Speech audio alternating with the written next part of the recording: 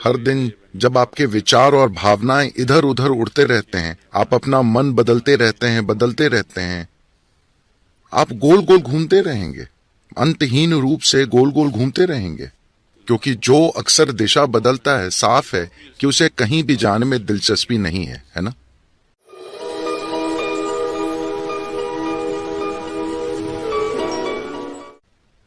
ये दुनिया गोल है, इसलिए आप किस दिशा में जाते हैं ये मायने नहीं रखता, जब तक कि आप दिशा बदले बिना चलते रहते हैं। आप सफर को पूरा करेंगे, है ना? आप यात्रा पूरी करेंगे, है ना?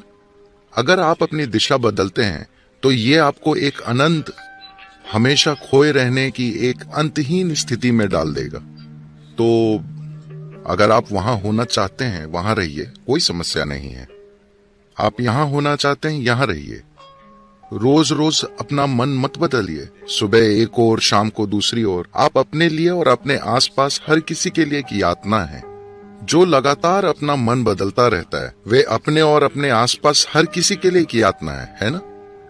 अभी आप सोच रहे हैं कि कल मैं अपना योग करूंगा, कल सुबह at 5 o'clock in the morning. सुबह 5 बजे सुनते हैं। मैं रोज उसे सुनता हूं, मुझे नहीं पता कि आप में से कितने लोग उसे सुनते हैं। जैसे ही वो डोंग होता है, शायद हमें ड्रम बजाना चाहिए।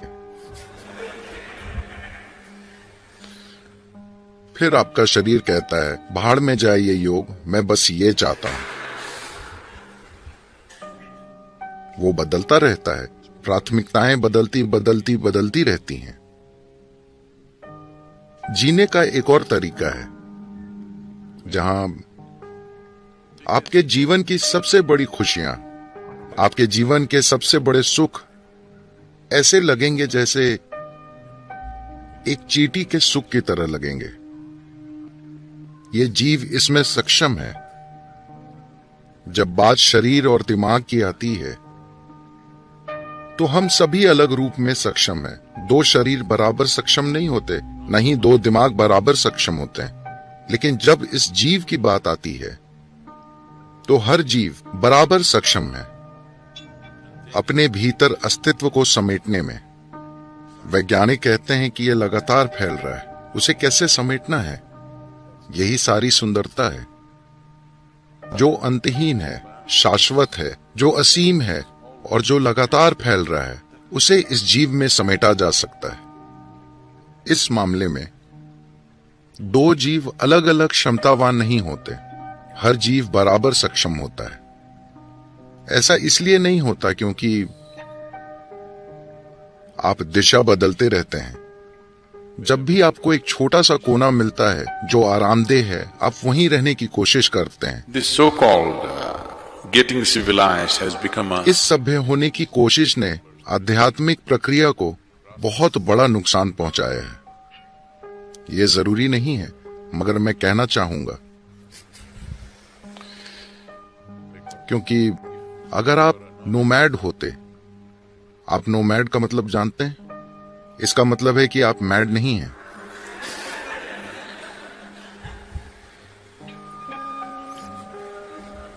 तो कौन नोमैड नहीं है?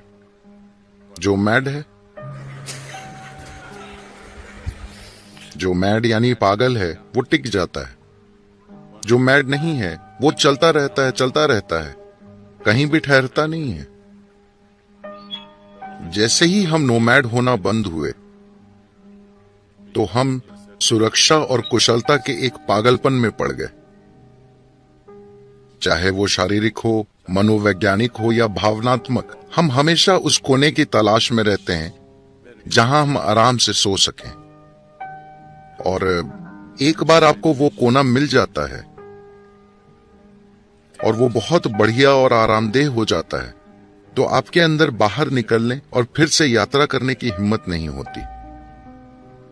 तो अगर आप सिर्फ एक पिकनिक मनाना चाहते हैं तो ठीक है, वो ऐसा ही लगता है जब अगर आप वेलंगरी पहाड़ की चढ़ाई करना चाहते हैं तो आपको एक निश्चित दूरी तक चढ़ाई करनी पड़ती है, जहां आपके घुटने चटक रहे होंगे और आपकी सांस भाप के इंजन की तरह लग रही होगी, a steam locomotive.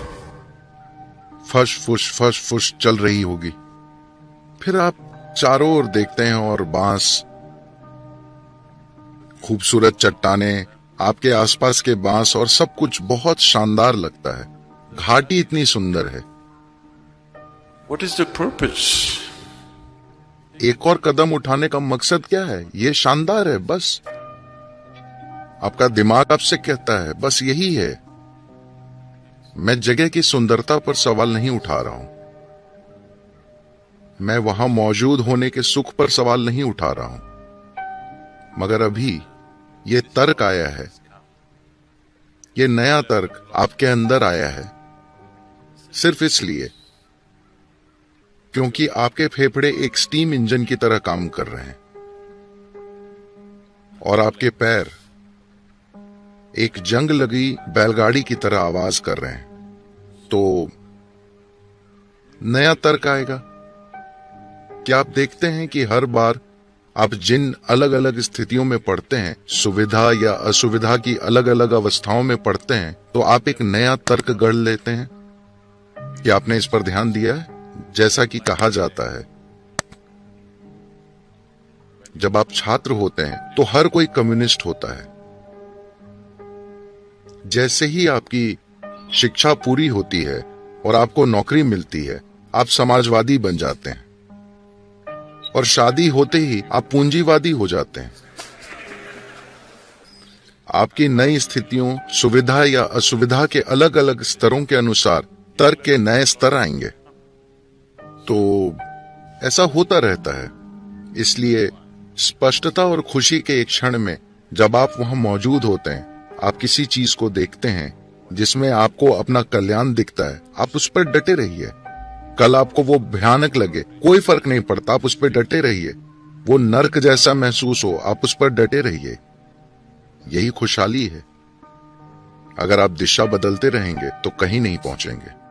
आप जो कुछ भी करना चाहते हैं, आप खुद को अपने अंदर खुशी और स्पष्टता के क्षण तक लाएं। उस क्षण आप जो निर्णय लेते हैं, चाहे आप मर भी जाएं, आपको वही करना चाहिए। जब भी आपकी भावनाओं में उतार चढ़ाव आता है, आपका मन कई चीजें कहता है, ये महत्वपूर्ण नहीं है। वो आज एक बात कहता है, सुबह एक बात, शाम को कुछ और। वो आज एक बात कहता है और कल दूसरी बात। ये कोई महत्व नहीं रखता। स्पष्टता के क्षण में मैं खुशी कह रहा हूं, क्योंकि जब आप खुश होते हैं तो आप बाध्य नहीं होते। जब आप बहुत खुश और स्पष्ट होते हैं, उस समय अगर आप चीजों को देखते हैं और सोचते हैं कि हाँ, ये करना मेरे लिए बेहतर होगा, बस वही करें, फिर चाहे वो नर्क जैसा ही लगे।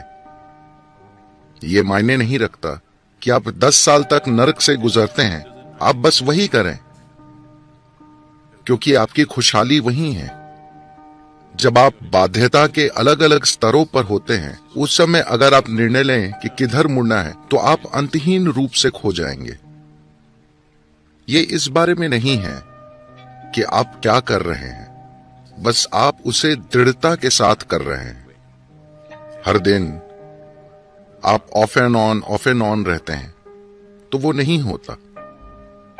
आप बस दृढ़ रहिए, आप बस एक बिंदु पर टिके रहिए, चाहे वो कुछ भी हो। अगर आप कसाई बनना चाहते हैं तो कसाई बनने पर अटल रहिए, ये खुल जाएगा। एक क्षण के लिए भी ढुलमुल मत बनिए। आपने स्पष्टता और खुशी के क्षण में जो निर्णय लिया है, बस उस पर टिके रहिए, जरा सा भी हिले डुले बिना। उससे आपको कोई वंचित नहीं कर सकता। हर दिन जब आपके विचार और भावनाएं इधर उधर उड़ते रहते हैं, आप अपना मन बदलते रहते हैं, आप गोल गोल घूमते रहेंगे, अंतहीन रूप से गोल गोल घूमते रहेंगे। क्योंकि जो अक्सर दिशा बदलता है, साफ है कि उसे कहीं भी जाने में दिलचस्पी नहीं है, है ना?